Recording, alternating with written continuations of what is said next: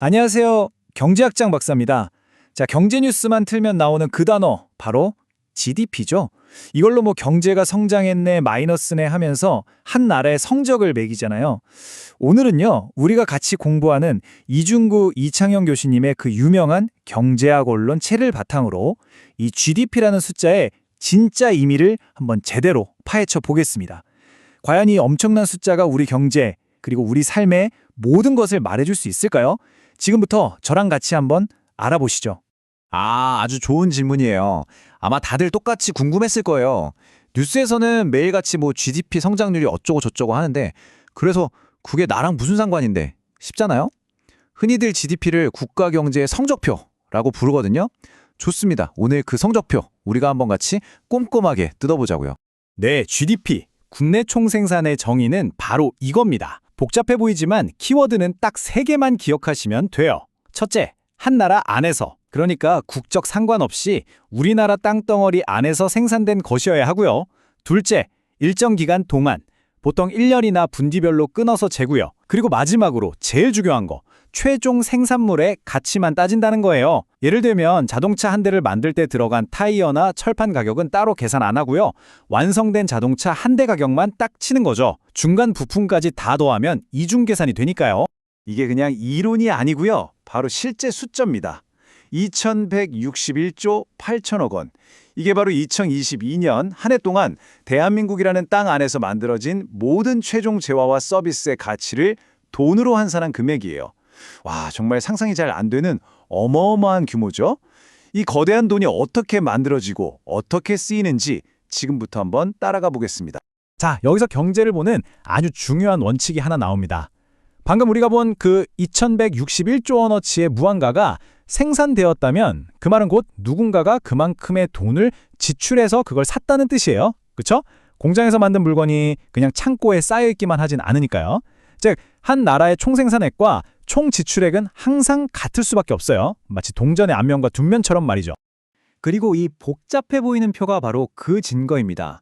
한국은행에서 발표하는 국민계정통계표인데요. 와, 이거 보자마자 머리 아프죠? 괜찮아요. 이 숫자들 지금 다 외울 필요 전혀 없어요. 다만 이 표 안에 우리나라의 모든 생산과 지출, 그리고 나중에 볼 소득 분배까지 모든 정보가 다 담겨 있다는 것만 기억하세요. 지금부터 이 표의 알맹이만 쏙쏙 뽑아서 보여드릴게요. 네, 아주 자연스러운 질문이죠. 2161조 원어치를 만들었다는 건 알겠는데 그럼 이 어마어마한 걸 대체 누가 다 산 걸까요? 이 거대한 경제라는 파이를 누가 어떻게 나눠서 먹었는지, 즉 지출의 주인공이 누구였는지 한번 살펴보겠습니다. 지출 내역을 딱 뜯어보니까 경제의 주인공들이 보이네요. 가장 큰 덩어리 48.1%는 바로 민간 소비입니다. 바로 저랑 여러분이 매일 쓰는 돈이에요. 오늘 점심 먹은 거, 버스 탄 거, 커피 마시고 쇼핑한 거 전부 다 여기에 포함돼요. 그 다음은 정부가 국방, 치안, 도로 건설 같은 공공 서비스를 제공하는 정부 소비가 18.8%고요. 그리고 기업들이 미래를 위해서 공장을 짓거나 기계를 새로 사는 투자, 이게 32.2%를 차지합니다. 결국 우리 경제는 가계, 정부, 기업, 이 세 주체가 쓴 돈으로 굴러가는 셈이죠. 자, 그런데 생각해 보세요. 내가 돈을 썼다는 건 그 돈이 누군가에게는 소득이 됐다는 거잖아요. 제가 밥값을 내면 식당 사장님 주머니로 들어가듯이요. 이게 바로 경제를 보는 세 번째 시각, 바로 분배의 측면입니다. 과연 그 많던 돈이 누구의 소득으로 돌아갔을까요? 바로 이 그림이 그 원리를 딱 보여줍니다. 다른 거 다 보지 마시고요. 딱 저 3개 막대기 높이만 한번 보세요. 왼쪽부터 생산, 분배, 지출인데 크기가 어때요? 정확히 똑같죠? 이게 바로 그 유명한 국민소득 3면등가의 법칙입니다. 한 나라의 경제는 생산, 지출, 분배, 어느 쪽에서 재더라도 그 총액은 항상 같다는 경제학의 아주 중요한 대원칙 중 하나예요. 그렇다면 그 소득, 구체적으로 누구한테 갔을까요? 이 차트를 보면 아주 명확해요. 가장 큰 덩어리 47.6%가 피용자 보수라고 되어 있죠. 말이 좀 어려운데 쉽게 말해서 우리 월급이에요, 월급. 근로자들이 일하고 받은 임금. 그리고 그 다음 20.1%는 기업들이 벌어들인 이윤, 즉 영업잉여가 차지하고 있네요. 이 부분은 정말 중요한 포인트입니다. 우리나라 전체가 1년 동안 만들어낸 부가가치의 거의 절반이 결국 우리 같은 월급쟁이들, 일하는 사람들의 주머니로 돌아온다는 뜻이거든요. 국가 경제라는 거대한 이야기가 결국 우리 각자의 지갑 사정과 아주 밀접하게 연결되어 있다는 걸 보여주는 거죠. 자, 그런데 GDP가 만능은 아니에요. 이건 어디까지나 우리나라 땅 안에서 생산된 것에 초점을 맞춘 거고요. 우리 국민이 실제로 얼마나 벌었는지, 그리고 그 돈으로 진짜 얼마나 쓸 수 있는지를 알려면 몇 가지 다른 소득 지표들을 더 봐야 합니다. 그 개념들의 여정을 한번 따라가 보시죠. 자, 소득의 여정, 출발은 땅 기준인 GDP에서 시작합니다. 여기에 우리나라 국민이 해외에서 번 돈은 더하고 국내에 있는 외국인이 번 돈은 빼줘요. 그러면 국적 기준인 국민 총소득, GNI가 나옵니다. 자, 여기서 한 단계 더, 공장 기계가 낡는 것처럼 자본의 가치가 다른 부분, 고정자본 소모를 빼주면 진짜 순수한 소득인 국민 순소득, NNI가 되고요.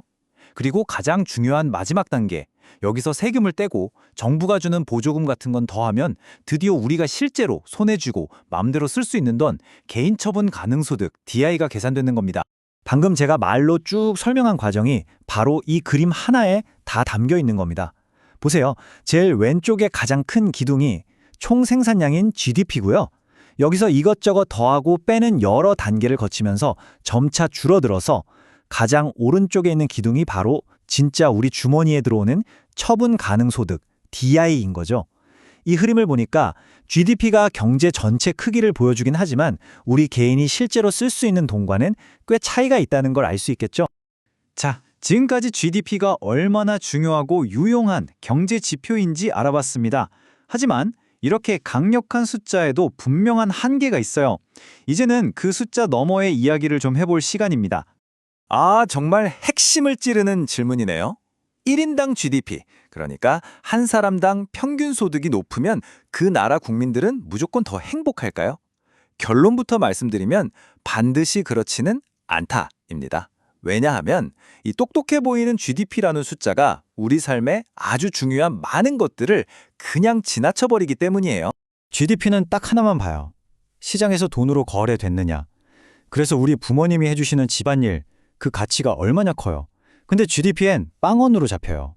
우리가 주말에 푹 쉬면서 재충전하고 친구랑 수다 떨면서 스트레스 푸는 거, 이것도 GDP 통계엔 안 잡히죠. 심지어 더 큰 문제는 환경을 오염시키는 공장을 막 지으면 당장 생산량이 늘어서 GDP는 올라가요. 근데 우리 삶의 질은 어때요? 오히려 나빠지죠. 이런 역설이 생기는 겁니다. 그러니까 GDP가 경제의 크기는 보여줘도 삶의 질까지 보장하지는 못하는 거죠. 자, 오늘 GDP의 정의부터 시작해서 삼면등가의 법칙, 그리고 그 한계까지 좀 긴 여정을 함께 했네요. 다 기억 안 하셔도 괜찮습니다. 오늘 내용 중에 딱 하나, 제일 중요한 핵심만 다시 짚어드리고 마지막으로 여러분이 한번 생각해볼 질문을 던지면서 마무리하겠습니다. 오늘 배운 것 중에 딱 하나만 기억해야 한다면 바로 이겁니다. 생산은 지출과 같고 지출은 다시 소득 분배와 같다. 이 국민소득 3면등가의 법칙이요. 이 하나의 원리가 우리 경제가 어떻게 피처럼 순환하는지를 보여주는 가장 중요한 원리라는 점, 이것만은 꼭 기억해두세요. 우리는 이제 압니다. GDP가 우리 경제의 모든 것을 말해주지는 않는다는 사실을요. 그렇다면 마지막 질문은 바로 이것입니다. 이 GDP를 보완해서 우리의 진짜 삶의 질과 행복을 더 잘 측정할 수 있는 새로운 지표는 과연 무엇이 될 수 있을까요?